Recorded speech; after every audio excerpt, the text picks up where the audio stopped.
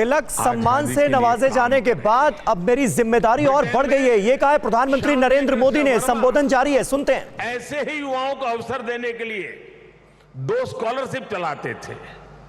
एक स्कॉलरशिप का नाम था छत्रपति शिवाजी स्कॉलरशिप और दूसरी स्कॉलरशिप का नाम था महाराणा प्रताप स्कॉलरशिप। वीर सावरकर के लिए तिलक जी ने श्यामजी कृष्ण वर्मा से सिफारिश की थी। इसका लाभ लेकर वो लंदन में बैरिस्टर बन सके। ऐसे कितने ही युवाओं को तिलक जी ने तैयार किया। पुणे में new English school, Deccan education society और फर्ग्यूसन कॉलेज जैसे संस्थानों, उसकी स्थापना उनके इसी विजन का हिस्सा है।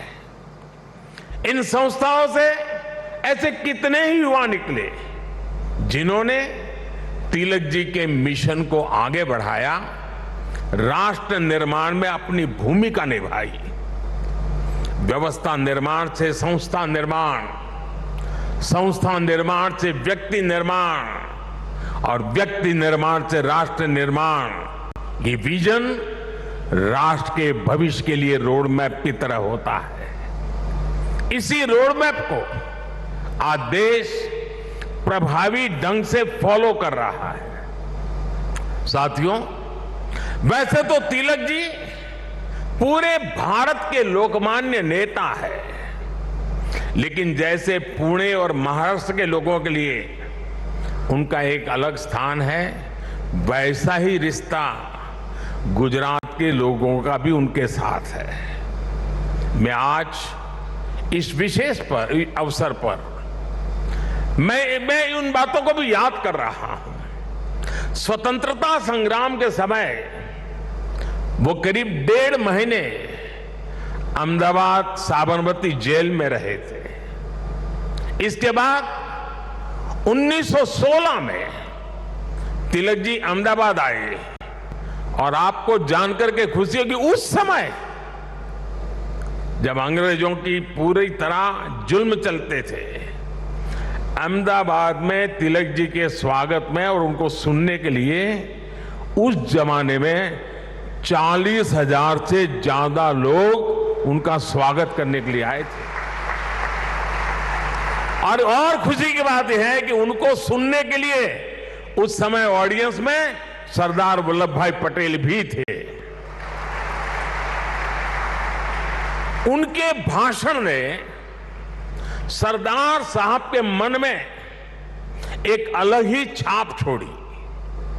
बाद में सरदार पटेल अहमदाबाद नगर पालिका के प्रेसिडेंट बने, म्युनिसिपैलिटी के प्रेसिडेंट बने। और आप देखिए उस समय के व्यक्तित्व की सोच कैसी होती थी। उन्होंने अहमदाबाद में तिलक जी की मूर्ति लगाने का फैसला किया। और सिर्फ मूर्ति लगाने का फैसला किया नहीं, उनके निर्णय में भी सरदार साहब की लौह पुरुष की पहचान मिलती है। सरदार साहब ने जो जगह चुनी वो जगह थी विक्टोरिया गार्डन। अंग्रेजों ने रानी विक्टोरिया की हीरक जयंती मनाने के लिए अहमदाबाद में 1897 में 1897 में विक्टोरिया गार्डन का निर्माण किया था। यानी ब्रिटिश महारानी के नाम पर बने पार्क में उनकी छाती पर सरदार पटेल ने इतने बड़े क्रांतिकारी लोकमान्य तिलक की मूर्ति लगाने का फैसला कर लिया।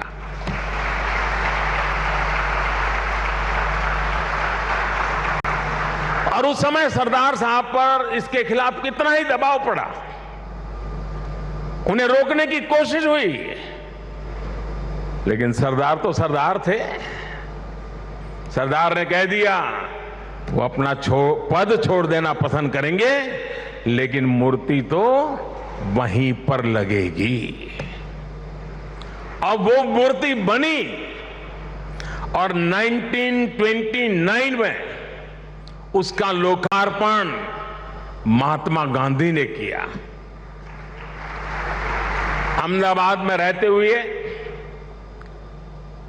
मुझे कितनी ही बार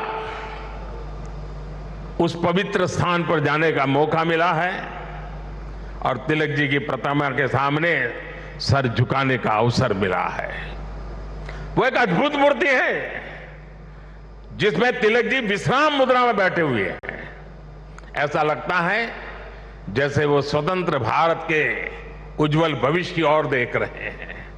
आप कल्पना करिए, गुलामी के दौर में भी सरदार साहब ने अपने देश के सपूत के सम्मान में पूरी अंग्रेजी हुकूमत को चुनौती दे दी थी।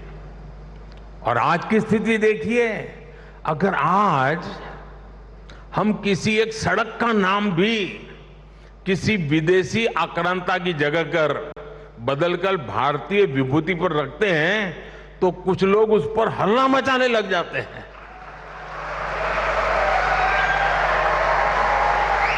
उनकी नींद खराब हो जाती है। साथियों, ऐसा कितना ही कुछ है जो हम लोकमान्य तिलक के जीवन से सीख सकते हैं। लोकमान्य तिलक गीता में निष्ठा रखने वाले व्यक्ति थे। वो गीता के कर्मयोग को जीने वाले व्यक्ति थे। अंग्रेजों ने उन्हें रोकने के लिए उन्हें भारत के दूर पूरब में मांडले की जेल में डाल दिया, लेकिन वहां भी तिलक जी ने गीता का अपना अध्ययन जारी रखा। उन्होंने देश को हर चुनौती से पार पाने के लिए गीता रहस्य के जरिए कर्मयोग की सहज समझ दी, कर्म की ताकत से परिचित करवाया। साथियों, बाल गंगाधर तिलक जी के व्यक्तित्व के एक और पहलू की तरफ मैं आज देश के युवा पीढ़ी का ध्यान आकर्षित करना चाहता हूं। तिलक जी की एक बड़ी विशेषता थी कि वो लोगों को खुद पर विश्वास करने के बड़े आग्रही थे और करना सिखाते थे। वो उन्हें आत्मविश्वास से भर देते थे। पिछली शताब्दी में जब लोगों के मन में ये बात बैठ गई थी कि भारत गुलामी की बेड़ियां नहीं तोड़ सकता, तिलक जी ने लोगों को आजादी का विश्वास दिया। उन्हें हमारे इतिहास पर विश्वास था, उन्हें हमारी संस्कृति पर विश्वास था, उन्हें अपने लोगों पर विश्वास था, उन्हें हमारे श्रमिकों उद्यमियों पर विश्वास था, उन्हें भारत के सामर्थ्य पर विश्वास था। भारत की बात आते ही कहा जाता था, यहां के लोग ऐसे ही हैं, हमारा कुछ नहीं हो सकता। लेकिन तिलक जी ने हीन भावना के इस मिथक को तोड़ने का प्रयास किया, देश को उसके सामर्थ्य का विश्वास दिलाया। साथियों, अविश्वास के वातावरण में देश का विकास संभव नहीं होता।